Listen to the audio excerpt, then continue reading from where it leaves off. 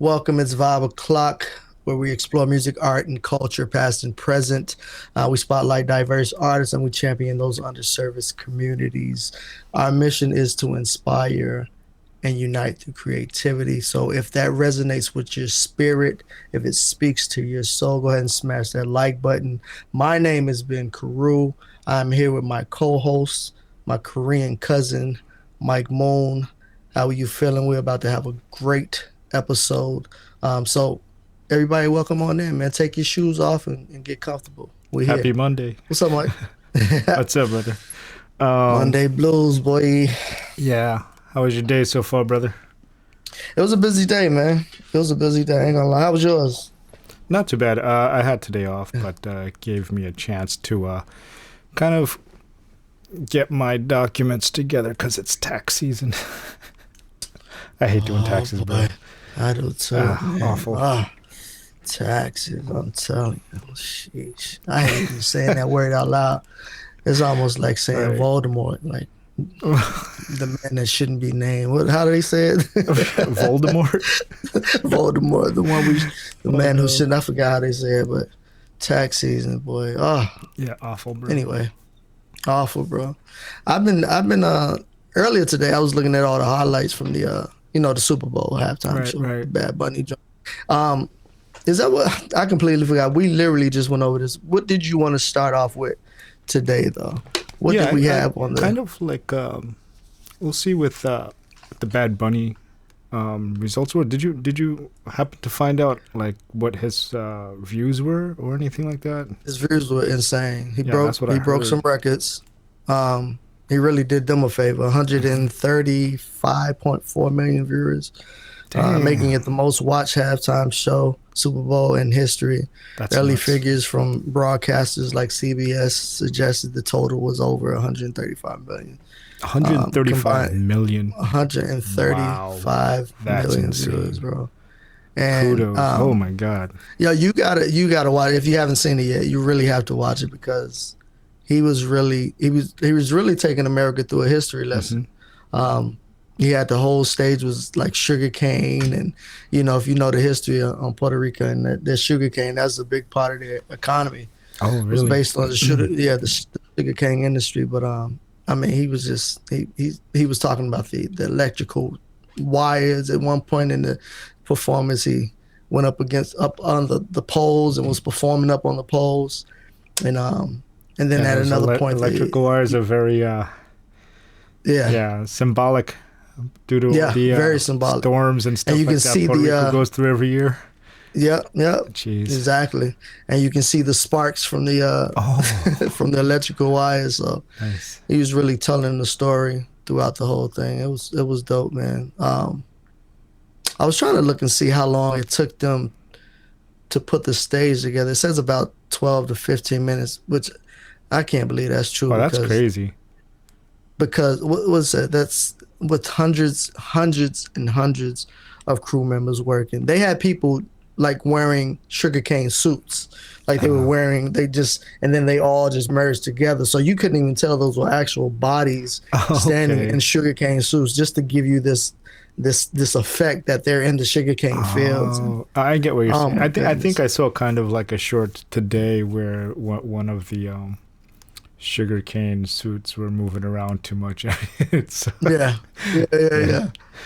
It was phenomenal though, man. He had the bodegas there. He had I saw Cardi B on stage, and he had a bunch of celebrities just kind of hanging out. But cool. it was dope, man. 135 million viewers. Man. 135 million. And I was one of them.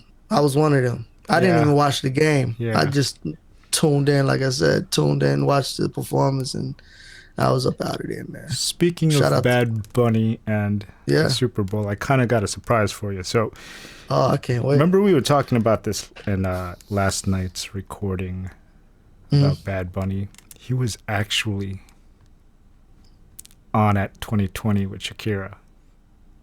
2020 he Super Bowl. was? Yeah. I got the footage for you, bro. Oh, wow, 2020. Oh, that was right around the corner. Okay. Yeah. So check this out. Hold on.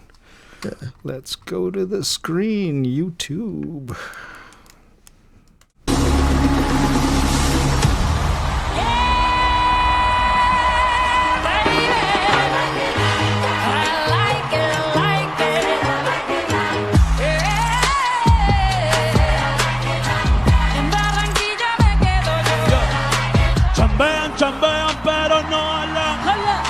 Tú compras todas las Lambo, a mí me las regalan. I spend in the club, what you have in the bank. This is the new religion bank. Latino gang, yeah, yeah. Pa' toda salida, para que en casa tengo mucha grasa. La muda la Gucci pa' dentro de casa, yeah. Manín, a ti no te conocen. Yeah, so I just thought I'd share that with you, bro. Yeah, I wonder if there was as much outrage about Shakira performing. Probably not. But then you don't think so? I mean, she's a world star too. If you really think about it, she is. But I'm sure those people always got something to say when it's. I mean, like a lot of people were mimicking Shakira's dancing style and everything like that back in the days too. Yeah. Like I'm pretty sure there was a lot of Shakira TikTok challenges. Right. Right. Yeah. So. Yeah. Damn, I forgot. You said that was 2020, huh? That's crazy. Yeah, wow. Super Bowl 2020 halftime. I'm surprised they actually did a halftime at, it was during COVID. You think about it. Wow, look at that. Right. And you mentioned it too last night, and I was like, I don't remember that. That's why I was like, I could have sworn I saw Bad Bunny, but he wasn't the leading act, so Shakira brought him up, so. Brought him out. Look at you with your memory, bro. Okay. This old man's still got a brain that remembers stuff. Still got it, bro. You still got it.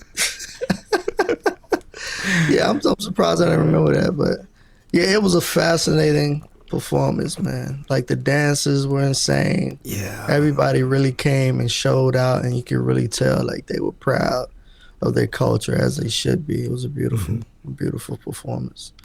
Oh, absolutely. Yeah. Also, like I remember also last night we were discussing a little bit about In Living Color. In Living Color, I remember talking about the halftime show, interruption, and how here's a little snippet of here you go, hang on. Let me put this on halftime In Living Color. We need a modern day In Living Color. Oh yeah, that'd be amazing actually. That would be amazing. Cause like Saturday Night Live's not cutting it, bro. It's not cutting it. You know, they do their thing every now and then. Like this. Yeah, I mean, but In Living Color, every episode was a must see. Every episode. Bunch of Saturday Night Live cast members, did they go to In Living Color, or was it the other way around? I don't know. You can hear a lot of comedians, right? Yeah, but there's a lot of comedians that went to Saturday Night Live and they just chose a different route. They didn't want to pick them. Like I heard Godfrey on an interview talking about he did an audition for them, and Godfrey's hilarious. Oh yeah, for sure. But they didn't want anything to do with it. So I don't know, man. Check this one out. We laugh a lot. We laughing our way through this lifetime. I hope other people do, you know? In Living Color, Tommy said you guys dropped that during halftime of a Super Bowl. Got 20 million views. And then the next thing you know, the Super Bowl of the following year, the NFL dropped Michael Jackson. Yes. What happened was Keenan and Eric Gold and those guys came up with the idea to do the halftime show because they had bands, marching bands playing. Yeah. And Keenan they was like they got with Doritos and I think Pepsi, somebody else, and they was like, we're gonna steal the audience. And Living Color was at its biggest. Yes. And it was like, we gonna take that audience and bring them to In Living Color, and did a special In Living Color halftime show. All the viewers scattered, left the Super Bowl, went to Fox, watched this hilarious live in Living Color episode. Damon got in some trouble. He always gonna improv something weird. I feel like I remember he said some joke about Carl Lewis. I think to this day, Carl Lewis is still mad. David Allen Greer said, homie, he's gonna long jump into your asshole. So we stole the audience. That's hilarious. That is hilarious. That's absolutely hilarious. And wow. I'm pretty sure a lot of people these days don't know what In Living Color is. No. Yeah. No. So In Living Color is, they put on so many people, man. Jamie Foxx, Jennifer Lopez, David Allen Greer. Oh, that's right. Wait, that's right. Jennifer Lopez was a fly girl. The dancer, one of the back dancers, right? Yeah, that's right. That's right. Yeah, Jim Carrey. Jim Carrey was hilarious. That show put a lot of people out. Oh, yeah. Yeah. But and I recall yesterday we were talking about the balloon popping show. What do you call that? So there's different variations of it, but it's called Pop the Balloon, Pop the or Balloon. Pop or Find Love or something like that. There's so one girl, she came up with the idea and did her thing with it, and then people, they saw the success of that and started doing their own variations of it. So some of them are more ghetto than others, which I like to from time to time partake in the ghetto-ness because it's just absolutely hilarious. So, But anyway, it's the idea is pop the right. So it's kind of like a modern day kind of like urban dating kind of show or something, right? Yeah. So yeah, absolutely. I remember yesterday we were discussing game shows in the past. Yeah. So I kind of wanted to meld that all together, right? Okay. So I dug up. I think I mentioned this to you last night.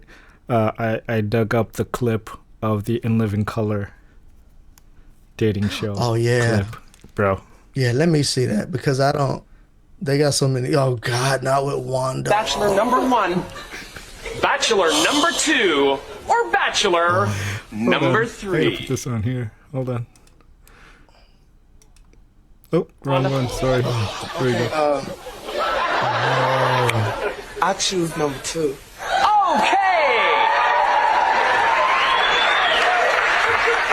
What a lucky guy.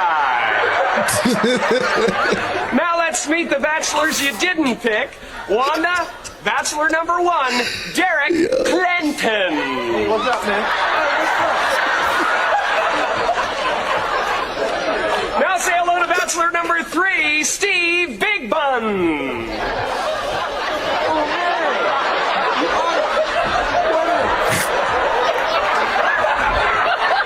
Look at Jim Carrey.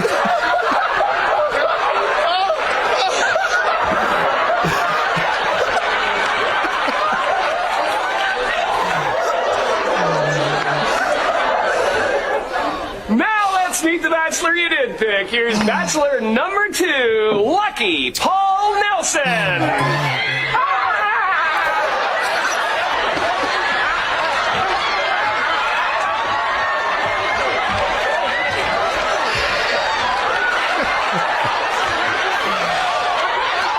Oh my God, yo, we need a modern day In Living Color, bro. Oh, for sure. Oh my God, Wanda, Jimmy Wanda. Foxx is a legend. Yo, he's a for legend. sure. Bro. Oh my goodness. That's classic, bro. That is. Yeah, I had a little fun digging up some of these clips today. So Right, and they still hit though. That's the for thing. sure. They still hit like absolutely. because you forget about them. I mean, oh my goodness, bro, that's hilarious. So you're gonna get me on I'm gonna go on a whole Living Color run this weekend, just for Valentine's Day. Just for Valentine's Day. Show my kids the Right. This is the type of stuff that we was. I don't know. They might think it's corny, but I mean that was our entertainment. It was relevant to our time, right. You know. Yeah, it definitely was, and it's still like hilariously funny though. That's the thing. That's those are shows that you just gotta always go back to, man. Agreed. Like the Arsenio Hall show. Somebody was talking about the Arsenio Hall show and like just his impact culturally around that time. And everybody, all the hip hop performers that came through the Arsenio Hall show, because that was the only show black and brown artists had. Other than that, there was no MTV at the time, right? I think MTV came a little bit later, but Arsenio Hall was like, as far as live performances go, he was putting a lot of artists on, a lot of actors on. I remember the Mike Tyson. He put Mike Tyson on. I think what got his show canceled was when he had Louis Farrakhan on. Oh, really? Yeah. I think the. Damn, I don't think Arsenio, the he was on for a while too, if I'm not mistaken. Yeah, and I think he came back out. I think he tried to revamp it, but it didn't quite hit the same. But yeah, Arsenio was a dope ass show. Bill Clinton was on there with the That's sax. right. That's right. Remember that? That's how he got a lot of the. So I got a black clip vote. of Arsenio's show as well for us to see. Nice. Here you go. Get that yellow jacket. My next guest is a very funny comedian who's kind of hit the jackpot this summer. He co-stars with Eddie Murphy in a movie called Boomerang. That was a great movie, by the way. This scene kind of sums up his character and the significance socially of pool. It's racial. Well, expand. I expand. Now, check it out. The white ball dominates everything, right? It knocks the out the yellow ball, the red ball, right? And the game's over when the white ball drives the black ball completely off the table. Now, why is that? I don't know, but I'm sure you tell me, my brother. Sure, you right. Look. It's because of the white man's fear of the sexual potency of black balls.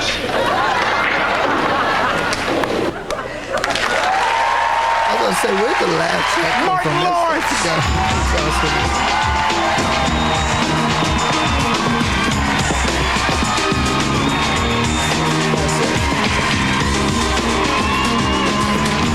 That's what I'm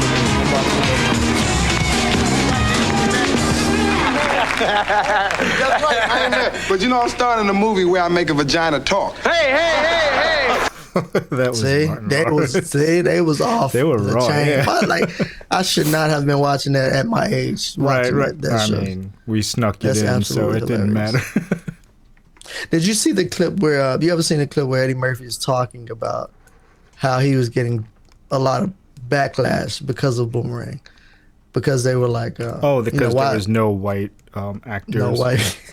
Yeah, that's exactly it. Because it was a black man that owned a marketing firm with all, black employees and not a white person in sight. And everybody was successful, and it was like portraying this life of without poverty. It's almost as if why are you showing these unrealistic aspiration type of movies? Like, it's kind of, if you ask me, it's kind of like right now how supremacy is kind of like trying to bury old history right now at this moment.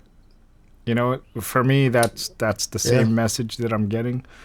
And if you look back, this is decades, right? Right. So, this is still going on. This was 1992. This episode came out, bro. 1992. 92. It's 2026 right now. Yeah. In the 1900s, it came out. And we're still dealing with the same bullshit. It's so exhausting, man. It is. It's so exhausting. It seriously is. But they understand that if you don't see yourself, if you can't see yourself in a certain light, if you can't see yourself in a certain way, then you can't even imagine living that way, living your life and your purpose out in a certain way. So it's very important that we know our history. It's very important that we see ourselves together. in another way than people may see us. So I'm definitely watching Boomerang this weekend. That's an absolute classic. It was another great movie. I don't know if there was any. I think there was maybe. Oh wait, an actor or two. But remember Harlem Nights? Absolutely. That's another. Oh no, Harlem Nights was loaded. Harlem Nights was loaded. Yeah. Oh, that was loaded. That was a great movie too. We got to clip that one of these other nights as a hell yeah like a movie recap. Richard Pryor was hilarious. Pew, Red pew. Fox. Oh my! Do you remember that scene? Arsenio was in that too. Yeah, that was him, right? Arsenio was it? Yeah. Arsenio was in it. Richard that Pryor. Was him. They were with all the in pew it. pew. Yeah. Hey, take my gun. Classic, yeah. Pew pew. Said, stop shooting that goddamn. That's a classic, man. That was a classic. Oh my goodness. Yeah. I mean, as I said, I had a lot of fun just like digging up these old clips today. Yeah. And the crazy thing is, I remember watching them. You don't remember watching them? I do remember watching them. I was like, yeah, it takes you right back to, it's weird, right? That's how nostalgia works. It takes you right back to that moment. Like, I haven't seen that clip that you just played. I haven't seen that in forever. And it still hits so hard. It's still so hilarious, bro. I don't know if you want to move on to the since we were talking about In Living Color, the alternative Super Bowl, Super Bowl The option for alternative people. Bad Bunny alternative show that some people like Jake decided he said, "Yeah, I'm not watching the halftime show," and Right. Right. Did you see that? But he actually, I think he owns real estate in PR. Does Isn't he? that crazy? yeah, they should just Yeah. take over his property and ban his ass. Like, Isn't that crazy? and the he crazy owns, thing to real me is estate. like I like a few years ago maybe I watched some of Jake's stuff on like YouTube Yeah. and stuff, right? So I'm like, okay, it's not too bad. But then the more and more you get to see him, the more and more he's in the spotlight. The more and more I hate him. Like, Yeah. you know? Yeah. We just got to try our best not to become that type of those type of celebrities that just speak. First of all, I think what's her name? Somebody said that today. She was like, if you're a celebrity, just shut the F up. You don't have to speak on everything. Every topic is not warranted for your opinion. You don't That's have just to, the thing. you know. I feel like he rage baits, you know. Oh yeah, he's been a views. troll for years. Yeah, Come on, I mean, like everything he does, he that's how he gets his like views and stuff. So Oh yeah. it's disgusting. Anybody that that's some willing to people- get their jaw broke for viewership is you know, you got to question their morals anyway. You know what I mean? yeah. Morals? What are those? You got to question their principles anyway. They willing Morals. to get their jaw broke on They're camera. probably like, does morals equal views? No. Right. And that's how it came up in the YouTube space anyway. Early YouTube days. So I'm not. It's hard to rattle me, man. Not much shit surprises me with these characters, man. Yeah. Like really. Yeah. So if you want to just catch us up on the Turning Point news. Yeah. The alternative halftime show was a Turning Point USA All-American halftime show. The alternative All-American halftime show. Hilarious that that's even like in the subject matter. Like What that's world in are we the living title. in right now? Like that's in the title. It peaked at about 6.1 million concurrent viewers on YouTube during the live stream across platforms and replay views. They have reported the show reaching around 19 to 20 minutes. A million total views so far, though these platforms total rather than a single live audience metric. Yeah. So I don't even know if they got to 20 million. I feel like them numbers were fudged. Doctored, yeah. Yeah, I'm sure they doctored those up. But they did better than the Melania movie. Did you hear about hilarious. My cousin posted that they were paying people to go see the that? Melania movie. So apparently the military was instructed to go watch the movie. They said go buy tickets in bulk, like take your family and stuff like that, just so that they could get more ticket sales and views. You believe that? How awful is that? Like, That's terrible. That's terrible. And the people that they were paying, it was contingent upon them staying in the city. Like they couldn't just go there, you know, for a few minutes and then leave, or they wouldn't get paid. Like you had to stay there and sit through the whole thing. Yeah, isn't that crazy? Yeah, That's she got insane. paid $28 million for this. You know about that, right? No. So Bezos paid $40 million. $28 million of that 40 went to Melania for the rights to make the movie. The movie. And the movie is just it's a documentary about her life, or what is it? It's supposed to be. I mean, who knows? Because like newscasters and some people that are kind of like not fans of Melania, they're like, this is the worst, most boring, non-factual, like, you know, like if you want to see what Melania puts on her wardrobe every day, go watch this movie. If that's like you're into that kind of stuff, I'm gonna go watch awful. it. I'm gonna check it out, and then we're gonna report back. Yeah. Mike's like, yeah. A lot of people is like, no, we're gonna wait for it to come out for free. We're not waiting. We're not spending a dime. Oh on no, that I'm movie. definitely waiting for it to come out for free. For sure. Yeah, We're definitely absolutely. gonna review that then. Absolutely, we're reviewing that. Careful, we might get sued. So. I know. Imagine that, right? Yo, she's suing everybody for billions of dollars right now for no reason. Is she? Yeah. Really? Apparently, she is suing a reporter. Oh, not a reporter. Or was it a lawyer?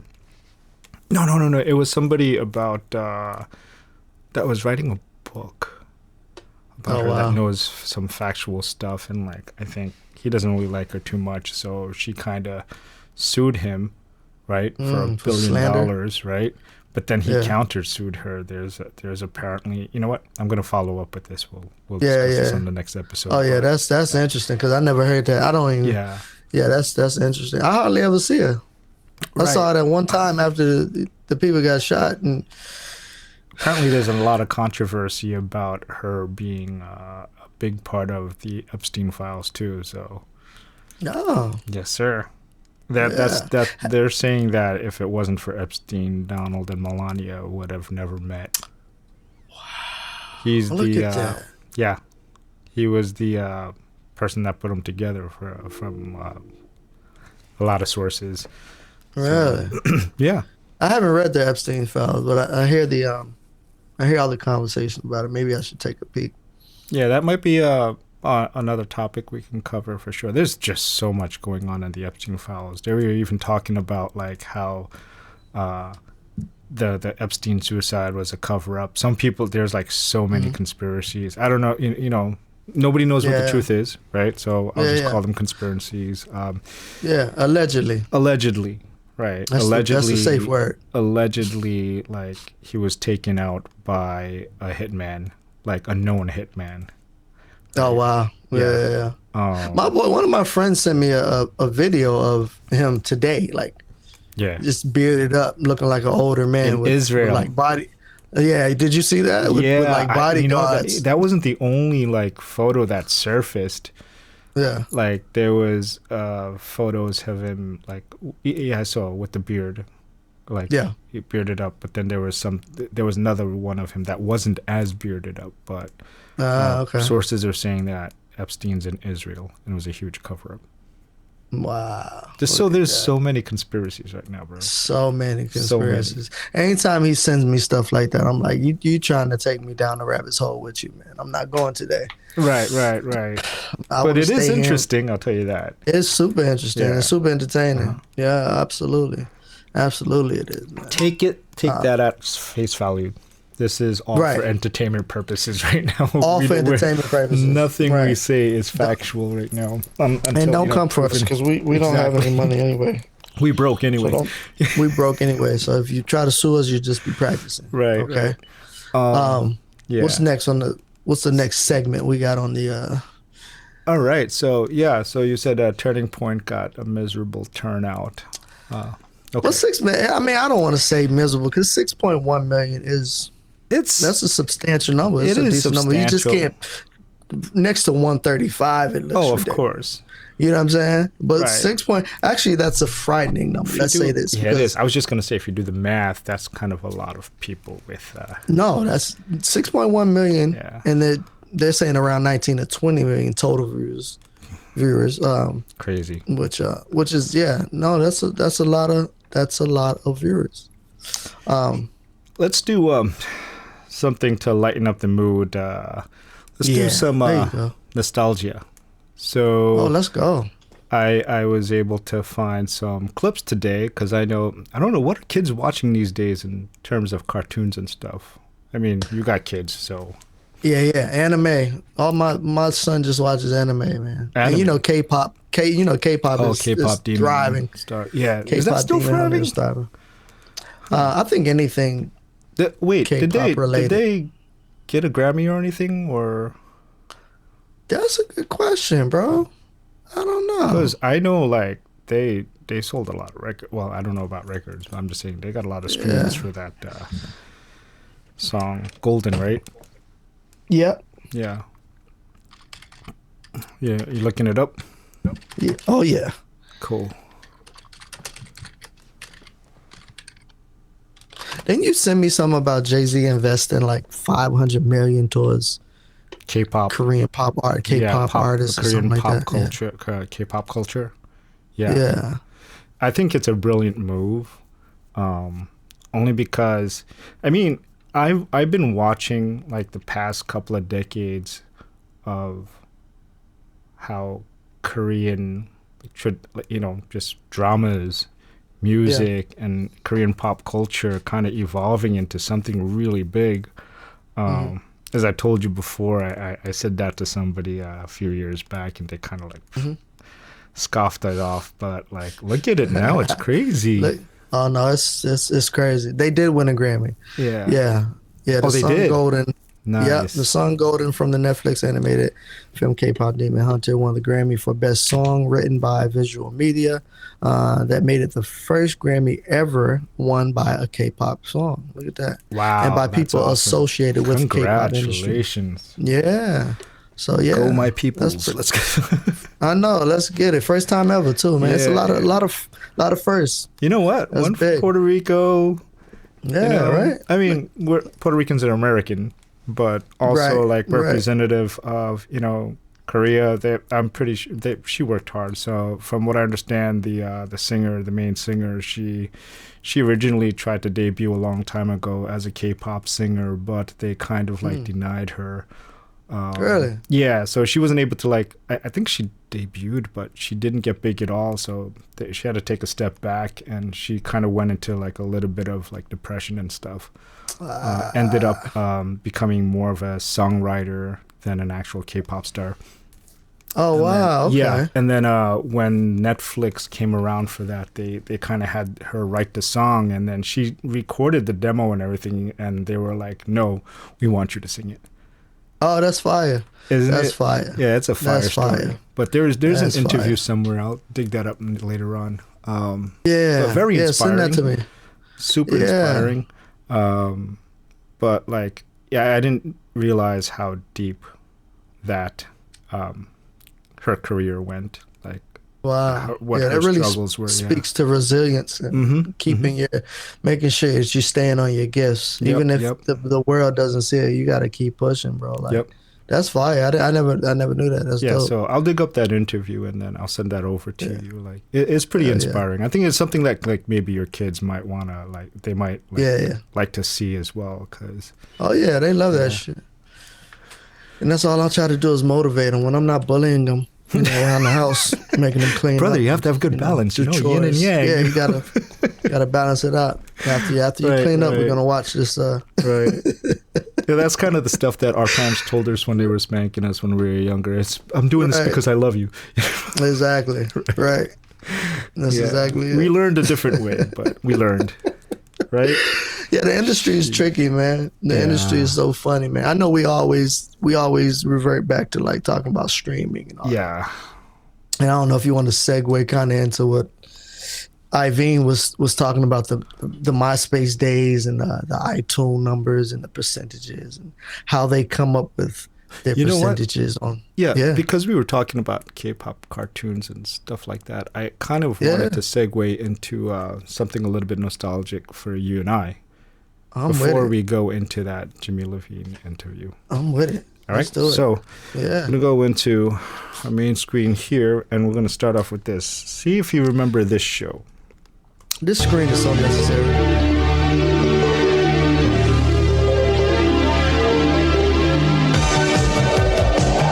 Is that Voltron? Crusaders working overtime, fighting crime, secret raiders who will neutralize soon as they arrive. The soundtrack is gonna lead the mission, and Spectrum's got the super. This isn't Transformers. What is this? Is the mind That's Transformers?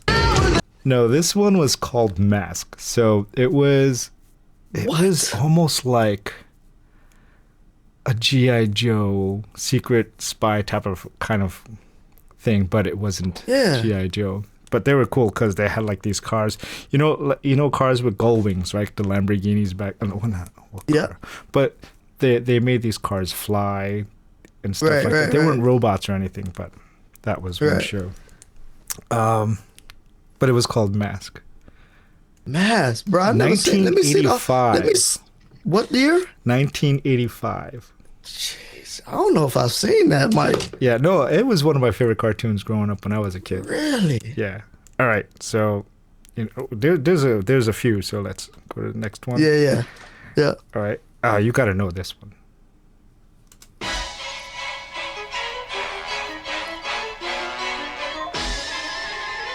It's the Jetsons, right? Yes, sir. Oh, okay. Let's go. Let's go. Let's go. Yeah. The Jetsons, boy. Meet George Jetson. His boy Elroy. Do you remember this? Absolutely, intro? bro. Yeah. I wanted to write jingles because of all the cool Yeah, me ass too. jingles. She took the whole wallet. That's how women are today, and they'll be like that in the future. Look, and then this whole thing just folds up into a suitcase, a briefcase. All right. That's absolutely hilarious. Got a few more for you here. Didn't the Jetsons and the Flintstones have like a shared episode? Well, it was like it had to be a time travel episode, if I Yeah, I remember think they did. correctly. Yeah. All right, bro. Here we go. Scooby Doo. Scooby Doo.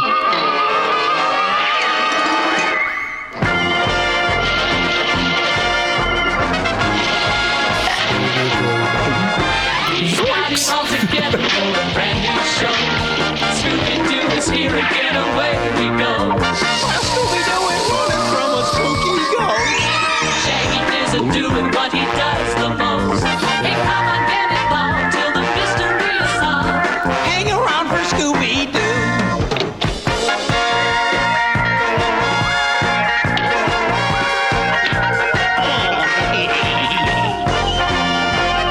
Yeah, Scrappy, Scooby's little cousin. Scrappy did. Till the mystery is solved. Hang around for Scooby-Doo. That's my pal. Scooby-Dooby-Doo. Bro. Wow. Now, it wasn't until my adult life that I realized that, what's his name, Shaggy? Yeah.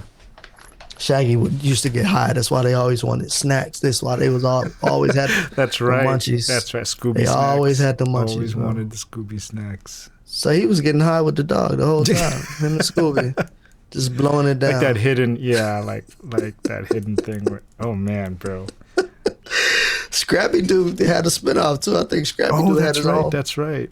He had his own little situation, man. Oh, he definitely did. All right. I got a couple more for you. All right, let's do it. I love this shit. All right, here we go. That's a Justice League. Yes, sir, it First of all, Batman don't fly. So. is. Right. Gathered together and from the Robin. cosmic reaches of the universe, here in this great hall of justice, are the most powerful forces of good ever assembled.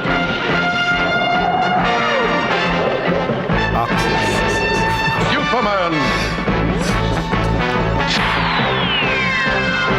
Batman and Robin, Wonder Woman, Aquaman, And on the dolphin. and the Wonder Twins, Zan and Jaina, with their space monkey, Gleek. Dedicated to truth, justice, and peace for all mankind. Bro. That announcer's voice is irritating though. It's, I know. But like, you know what?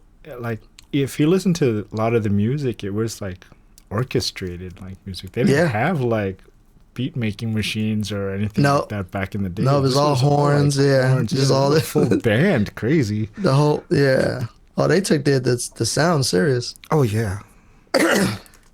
That's brilliant. Oh, now we're talking. Freaking out.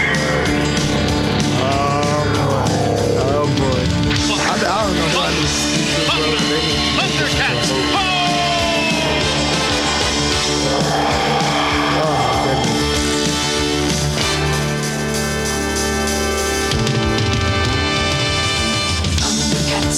on the move. Thundercats are loose.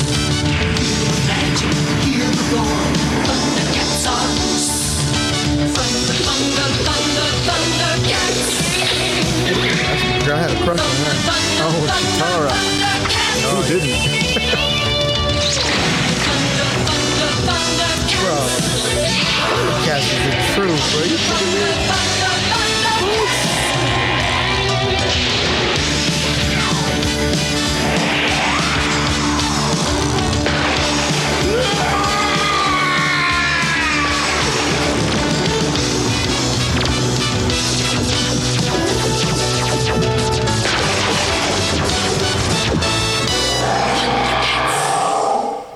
I feel like I had that sword too, like as a toy. Thundercats. Oh no, bro. yeah, I had it too. I definitely had that with the eye in the middle. Yeah, man. yeah. Thundercats is the truth. Got one bro. last one for you, brother. Mm-hmm.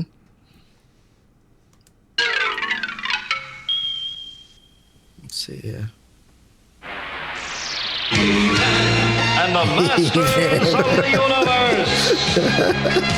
I am Adam, Prince of Eternia, defender of the secrets of Castle Grayskull. This is Cringer, He-Man's outfit is my absolutely fearless hard. friend. Oh, I know for sure. Fabulous Spandex. secret powers were revealed to me the day I held aloft my magic sword and said, By the power of Grayskull.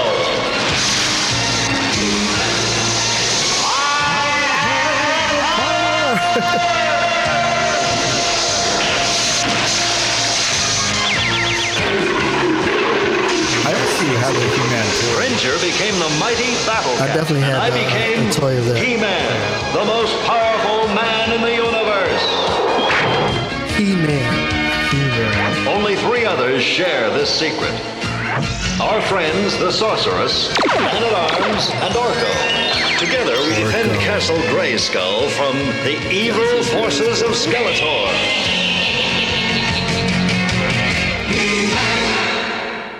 Yo, I remember during Halloween time there was a lot of He-Man and Skeletor masks Oh yeah, yeah. during that time. You know they made that into a movie, right? Oh yeah, they did. Coming out this year, actually. Master of the Universe. Yeah. All right, so before we move forward, who would you say was the this is my Marvel movies, right? Mm-hmm. Okay, so the first black Marvel hero. The first black Marvel hero. I think Blade gets credited with it, but or what's his name? Johnny Cage. Oh, Johnny Cage? Yeah. How old is Johnny Cage? No, Luke Cage. Sorry, Luke Cage. Okay. But I think the most successful, like I felt like when they did the Black Panther, Yeah. everybody forgot about Blade. Blade. Oh yeah. Everybody Yeah, was saying, "Oh yeah, he's the first Marvel superhero," Really, but actually Blade was. So. Oh yeah, Blade was he was the one that put Marvel on the map too. Mm-hmm. And I know because I wanted to bring this up because we were talking about like a lot of zombie movies and stuff like that, but I thought I'd bring this clip up for you. Okay. One of my favorite movies. Yeah. This Blade? Oh yeah. Oh, Blade's a beast. He's a beast, bro. Wesley Snipes. They're bringing him back into the fold too. Really? Yeah. Look at that suit. Look at how badass he looks. His fight scenes are crazy. Oh, For back then. yeah.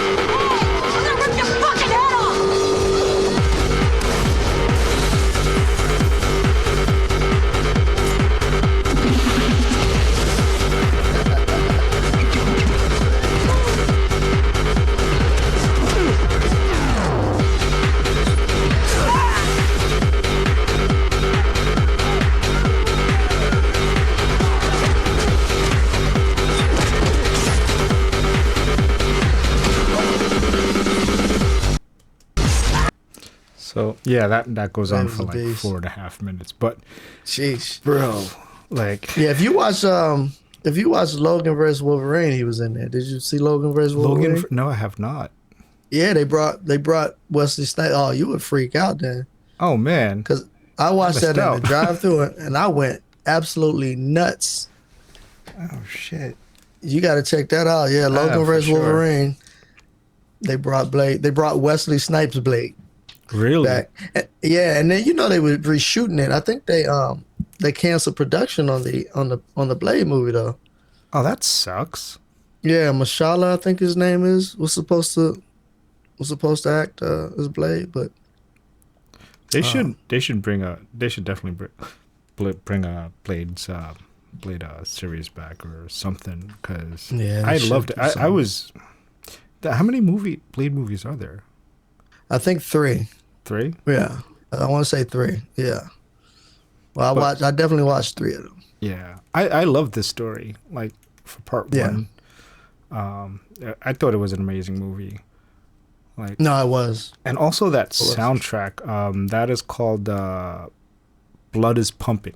That techno music that they had in the Oh, yeah. background. That was huge in the nightclubs back in my days. Back in the rave. Back in the rave. exactly, days. exactly. Yeah, yeah. That's a very like high energy, high octane like Oh yeah. song. yeah. I believe the group or the artist is Voodoo Serrano. Oh wow. Okay. Yeah, but that piece was huge in the clubs. Wow. That's fire.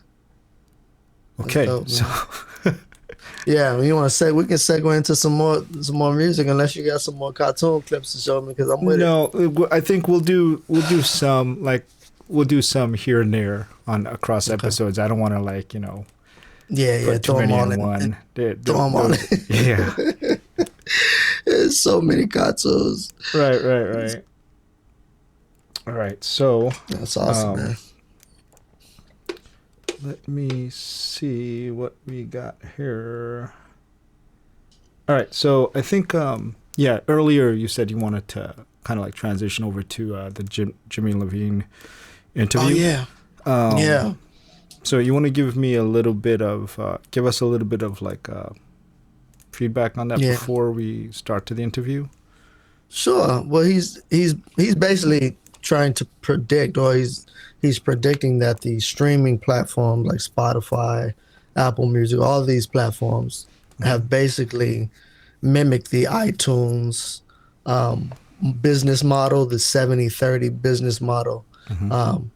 And we were complaining about that last time we spoke about the artists really not getting the financial support that they deserve, especially when it comes to their artistry being on display. Everybody takes their cut, and so Right. I don't know if he put it down. I got to watch the whole interview to see if if this is something that he sees. But Jimmy Iovine's he's been a leader in the music industry for quite some time now, so I kind of trust his opinion on things. But I feel like he has some type of beef with these streaming platforms too. It's almost like this secret war going on with some of the labels. But yeah, I definitely got to watch the interview in full length and see like what he's talking about. But Okay. I'm sure we share the same sentiment when it comes to these DSPs. Yeah, for sure. Yeah. But Yeah. let's get into a bit of this clip on the interview. Just let me know when you want to stop. Okay. Those deals are reflective of the iTunes download market. 70-30. That was the same business as the download market. So they just copied that, which is not a great bit model for that. Why? Because you have not enough money in the streaming service in order for it to really live. So they got to now go out and find different versions of revenue, right? And they pay 70% or whatever it is now, 72%, 70, 60. I don't know what the negotiations have been since then. And structured in a really odd way because, let's say, for example, you're married, you have 2 kids, and you have a family plan. And you and your wife play The Clash, the Police, etc. But your kids play Drake and Kendrick Lamar all day. Most of the money from your house goes to Drake and Kendrick Lamar. What you're hearing about is that the artists are like, they used to be able to earn a living like that. But now, unless you're in that top chunk of heavy streaming, the money's not really meaningful. So that's a problem they have to fix. Because I think that's something that we all know as artists, as independent artists. I think they know the top artists are getting the large market share. Bro, I mean, I've seen, like, I look at my statements, right, for what I stream on. It's crazy. Like, it's not even a portion. Like, it's 100th, maybe a 100th of a penny per stream. It's crazy. Something like that. It's like it shows you the dates of how many streams you got, and then what is multiplied by, and then you'll see that point. You'll see your 0.00003. Right. You know what I'm saying? So it's disgusting, man. It is disgusting. That's why I don't really rely on Spotify, as you can't live off of it. No, hell no. No, it's not possible. Especially like, I remember we were discussing like AI music and how it's saturated, especially right on Spotify, right? So their pay structure, like how Jimmy's describing it, we're getting robbed.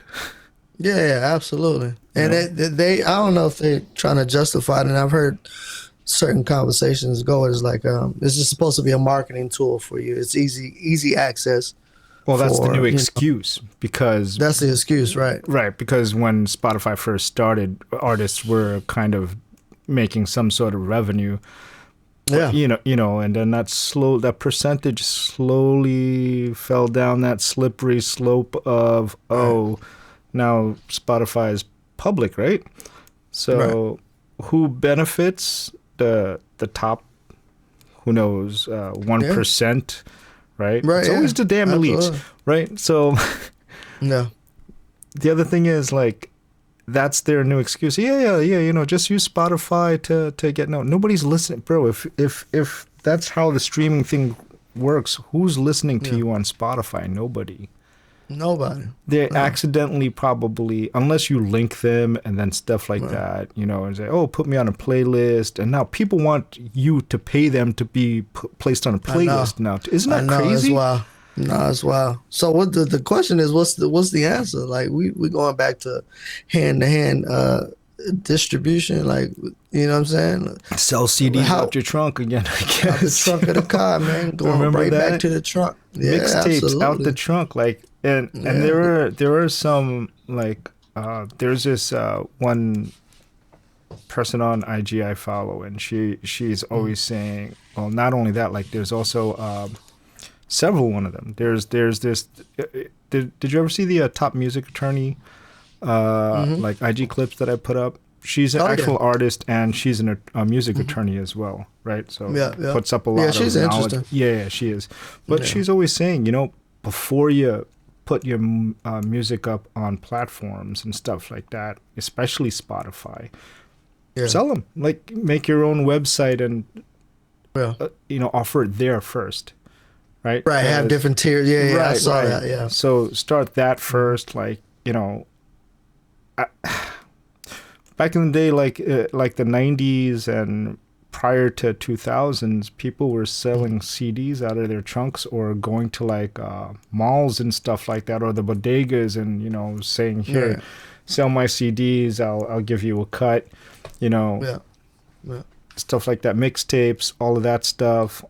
People had street teams. Remember that? They had bands, street teams. Yeah, and then they would go out, you know, with a stack of CDs, or even during the little performances they were trying to, you know, grind and hustle like that. Taking those road trips. Yeah, I've been on a few of those road trips, man, in New York and back, and.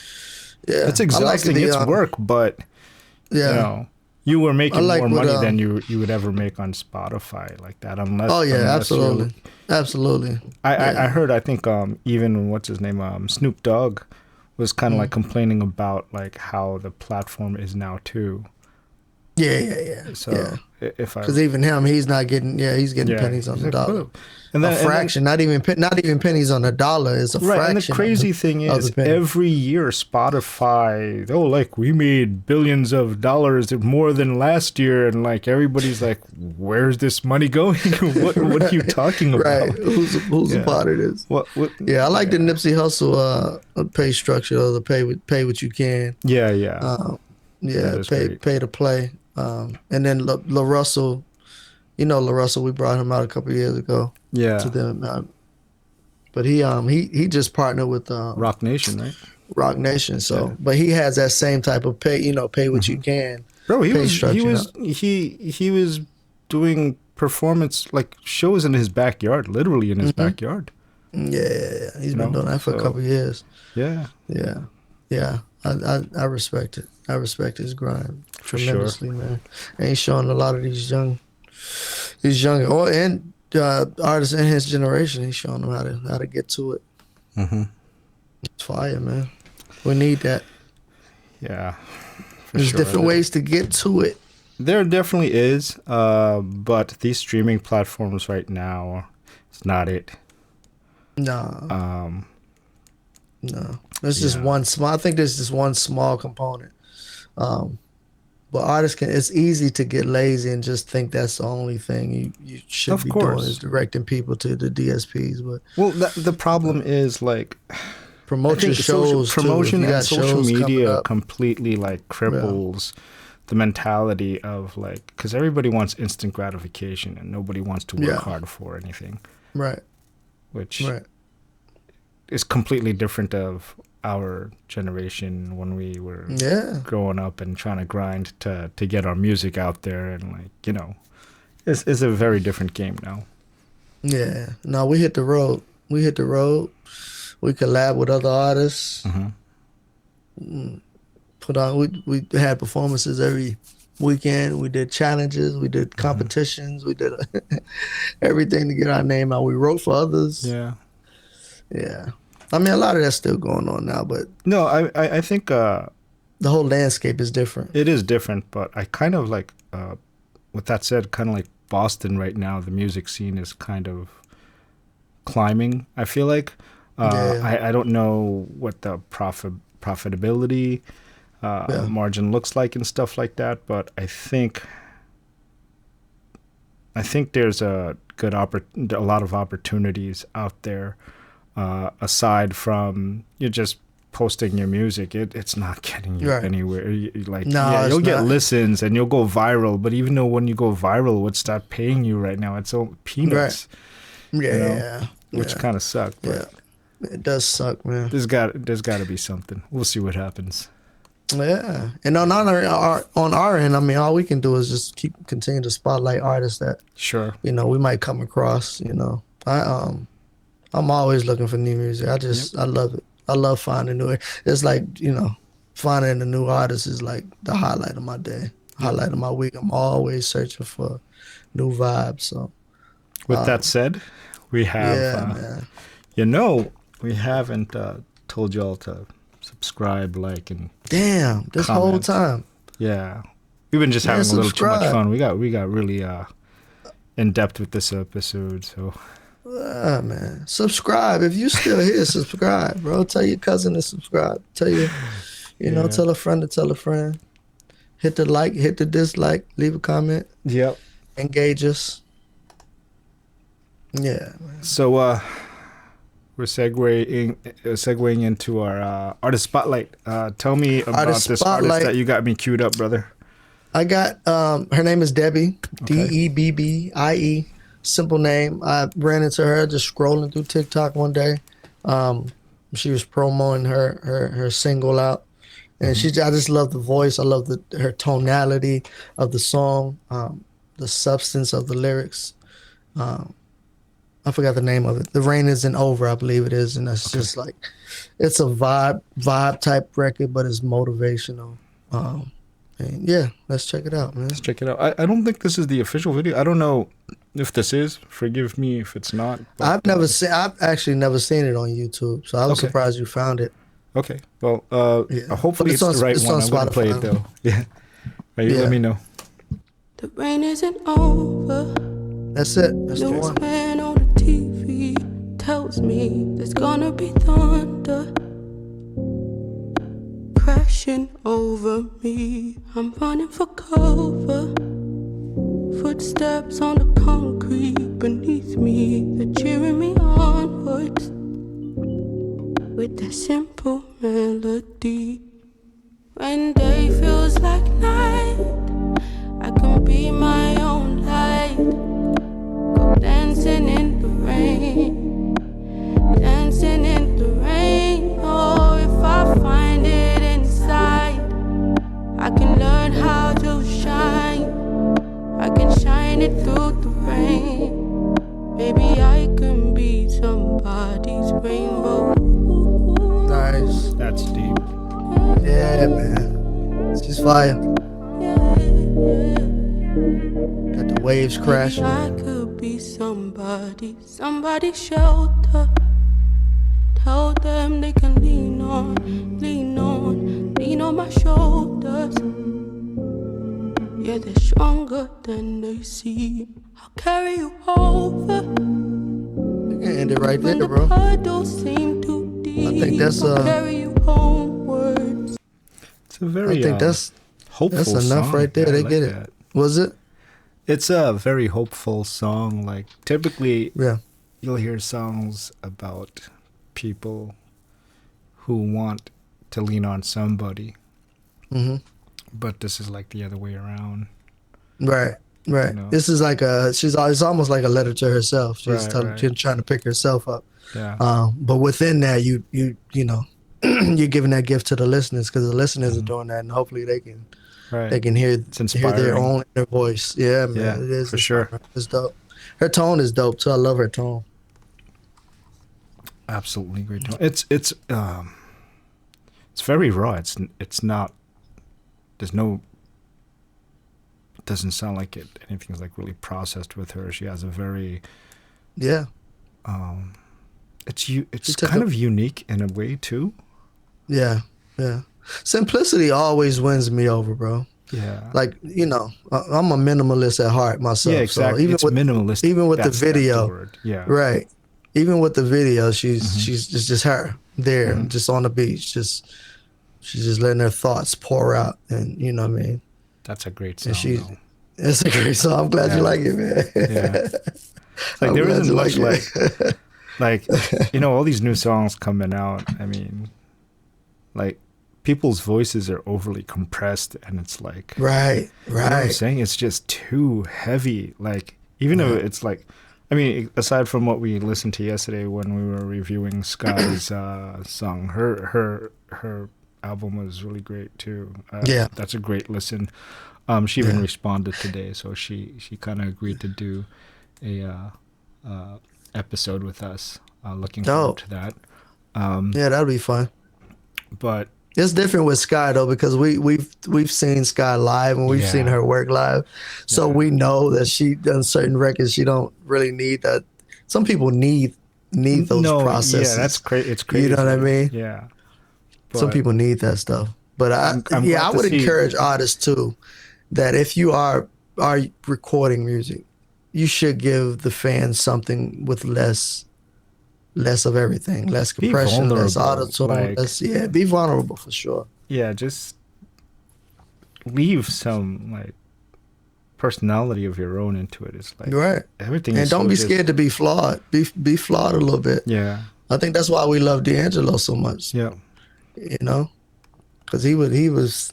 Some of his timing was off. I was hearing some other people talk about his timing was off on certain records. Even the Untitled song, the way it just cut abruptly, it cut off abruptly, and they were like, that's because they were recording with the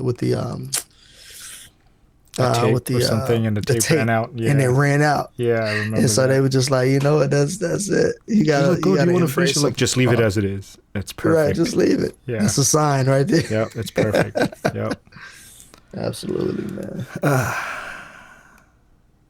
Perfection. Perfection comes with flaws, bro. Yeah, that's exactly it. Yep. You got to take the lessons from the imperfections, man. Mm-hmm. Yeah, I'm gonna put down a T-shirt and then we're gonna sell it. We're gonna sell it. We're gonna have to start doing some merch soon. Vibe o'clock shop. Yeah, I like it.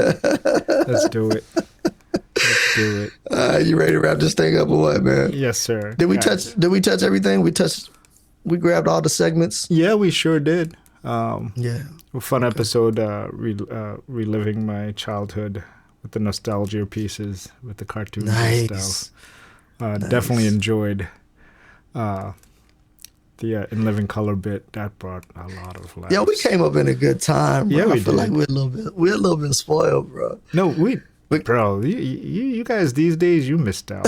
I'm sorry. Like, we came up think in you a got good everything time. in the palm of your hands, but like we waited for times, like we had to wait for like a specific time to watch shows and stuff like that. We didn't have an instant gratification thing. It was more rewarding, if you ask me. Right. Yeah. No, absolutely. There was no such thing as binging, bro. No, absolutely not. No. We had to be outside for a certain amount of hours. We weren't allowed in the house, right? Get that, right? Isn't that weird? so Anyway, crazy, bro. Listen, amazing.